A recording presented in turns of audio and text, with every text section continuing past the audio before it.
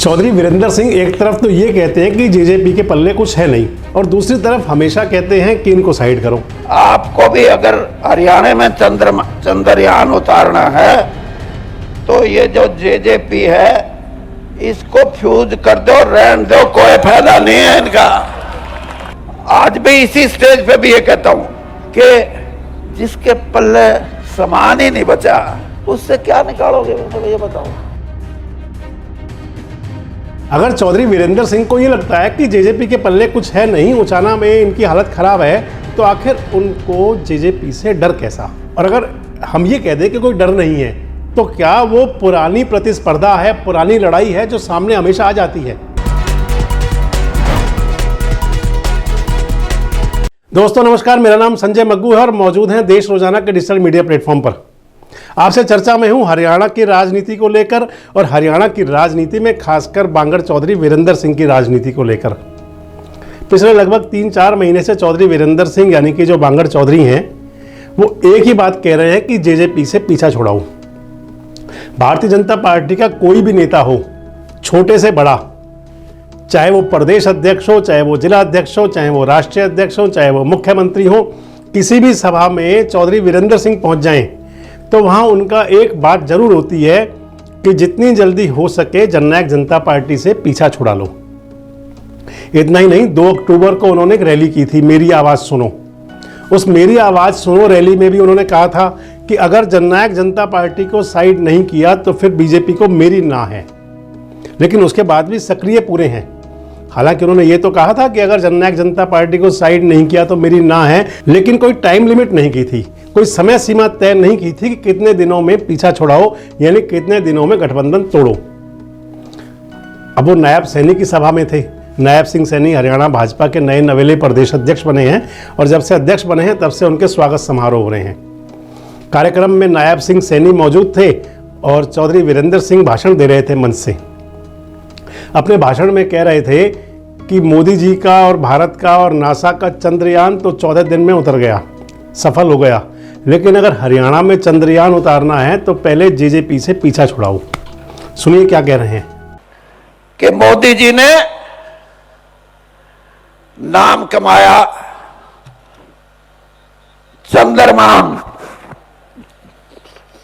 Chandrayaan south pole पे, दक्षिण ध्रुव पे, साउथ को दक्षिण ही बोलते होंगे ना, हाँ, दक्षिण ध्रुव पे चंद्रयान को उतारा और सैर करवाई उसकी, 14 दिन फिर आराम भी करवाया। आपको भी अगर हरियाणा में चंद्रयान उतारना है तो ये जो जेजेपी है इसको फ्यूज कर दो, रहने दो, कोई फायदा नहीं है इनका।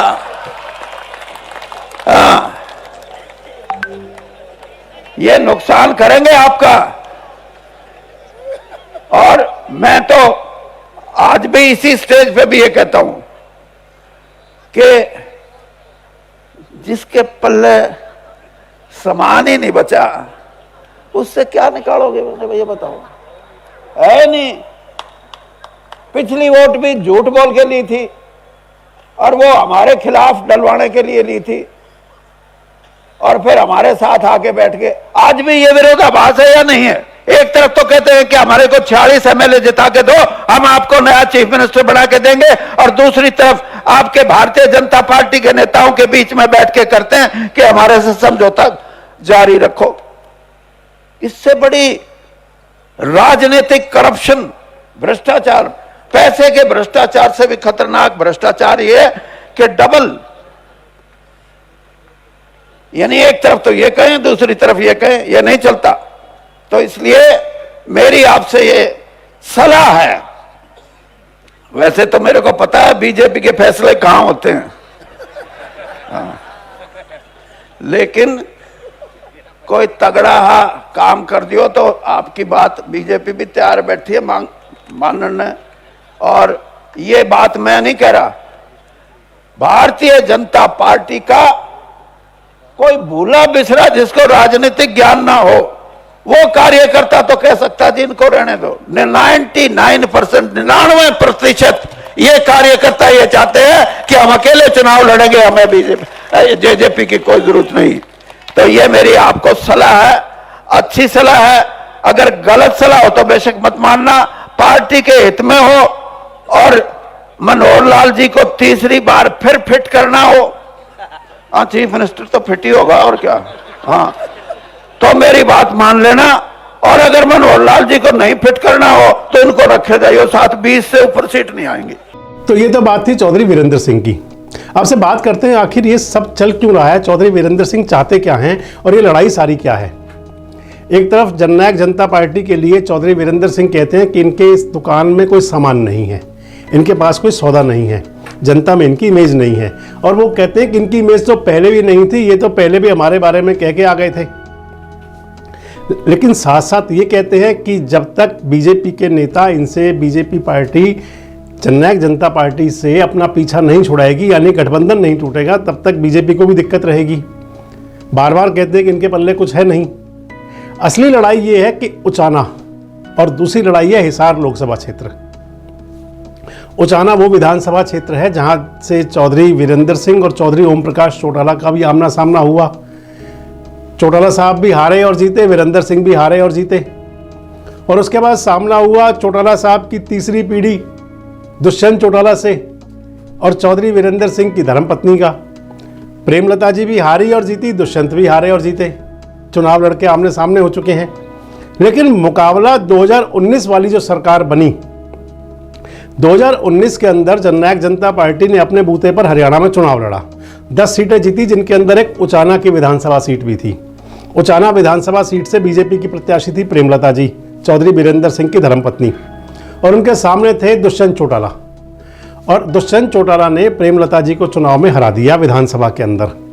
और उससे पहले 2019 में ही लोकसभा का चुनाव हुआ हिसार के अंदर, और हिसार से प्रत्याशी थे चौधरी वीरेंद्र सिंह के साहबजादे बृजेंद्र सिंह, सेवानिवृत्त IAS अधिकारी हैं, पूर्व सेवानिवृत्त IAS अधिकारी हैं, और उनके मुकाबले थे दुष्यंत चौटाला। और तीसरे प्रत्याशी थे कुलदीप बिश्नोई के पुत्र भव्य। तो उस चुनाव के अंदर बृजेंद्र सिंह जीते, दुष्यंत चौटाला हारे, दूसरे नंबर पर रहे बृजेंद्र सिंह से और तीसरे नंबर पर रहे भव्य बिश्नोई। अब तीनों का कॉम्बिनेशन यूं बनता है कि एक लड़ाई तो दुष्यंत चौटाला से है, प्रेमलता जी की, चौधरी वीरेंद्र सिंह की, बृजेंद्र सिंह की, क्योंकि जहां उनके पुत्र से वो लोकसभा का चुनाव 2019 में दुष्यंत चौटाला हार गए, लेकिन 2019 में विधानसभा चुनाव के अंदर उन्होंने प्रेमलता जी को हरा दिया दुष्यंत चौटाला ने। और हालात कुछ ऐसे बने कि भारतीय जनता पार्टी को पूरी मेजोरिटी मिली नहीं, 40 विधायक आए, समर्थन की जरूरत थी। जननायक जनता पार्टी के पास 10 विधायक थे और जननायक जनता पार्टी से गठबंधन हुआ। भाजपा के राष्ट्रीय अध्यक्ष थे उस समय गृह मंत्री अमित शाह, उनके निवास पर। एक तरफ अमित शाह थे बीच में, एक तरफ मनोहर लाल जी थे और दूसरी तरफ दुष्यंत चौटाला थे। गठबंधन जब हुआ, और वो गठबंधन तब से अब तक चला आ रहा है। गठबंधन की सरकार है, 4 साल पूरे हो गए, 5वां चल रहा है। और जब से सरकार बनी, चौधरी वीरेंद्र सिंह की परेशानी ये हो गई, और ये परेशानी किसी भी नेता की हो सकती है, कि जिसने चुनाव हराया हो वही अगर सरकार में हो और अपनी ही सरकार में हो, क्योंकि बीजेपी की सरकार है, बीजेपी में बृजेंद्र सिंह है, बीजेपी में वीरेंद्र सिंह है, बीजेपी में प्रेमलता जी हैं। चुनाव हराया दुष्यंत चौटाला ने और वो डिप्टी CM बन गए उसी सरकार के अंदर। समस्या सारी सबसे बड़ी यही है।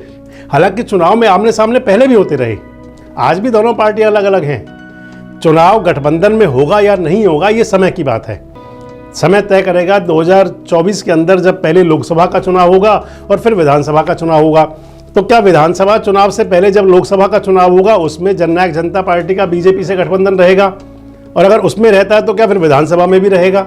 चौधरी वीरेंद्र सिंह की परेशानी यही है कि अगर लोकसभा में गठबंधन रहा तो हिसार की कहीं सीट ना मांग लें, और अगर हिसार की सीट मांगते हैं और हिसार की सीट पार्टी दे देती है बीजेपी उनको गठबंधन में, तो फिर बृजेंद्र सिंह का क्या होगा। एक परेशानी दुष्यंत चौटाला वाली है तो दूसरी कुलदीप बिश्नोई भी सामने है। कुलदीप बिश्नोई भी उस समय तो कांग्रेस में थे जब उनका बेटा चुनाव हारा भव्य लोकसभा का, बाद में कुलदीप बिश्नोई भी बीजेपी में आ गए कांग्रेस छोड़ करके। भव्य बिश्नोई हालांकि आदमपुर से अब विधायक भी हैं, लेकिन कुलदीप बिश्नोई भी हो सकता है हिसार से ही टिकट मांगे। तो ये बहुत सारी परेशानियां हैं जो सामने हैं चौधरी वीरेंद्र सिंह के, बांगर चौधरी के, और वो चाहते हैं कि किसी तरह से इनका समाधान समय रहते हो जाए। और बस यही कारण है, कुलदीप बिश्नोई तो चलो पार्टी में उनका तो देख लेंगे, लेकिन अगर जननायक जनता पार्टी से गठबंधन अगर टूट जाता है तो कम से कम एक बाधा दूर हो जाएगी, एक परेशानी खत्म हो जाएगी। हालांकि चाहे वो बीजेपी के पहले अध्यक्ष थे ओम प्रकाश धनखड़ साहब, चाहे वो प्रदेश प्रभारी है विप्लव कुमार देव साहब, वो उचाना में कह भी चुके हैं। उचाना की सभा में विप्लव कुमार देव ने कहा था, तभी से रार शुरू हुई थी कि बीजेपी और जेजेपी अलग अलग होंगी, गठबंधन टूट सकता है। उचाना में विप्लव कुमार देव ने कहा था आज से लगभग 6 महीने पहले कि भाई जब भी चुनाव होगा तो उचाना से तो हमारी नेता प्रेमलता जी हैं। शायद वो पहली सभा थी विप्लव कुमार देव की उचाना के अंदर जींद जिले में।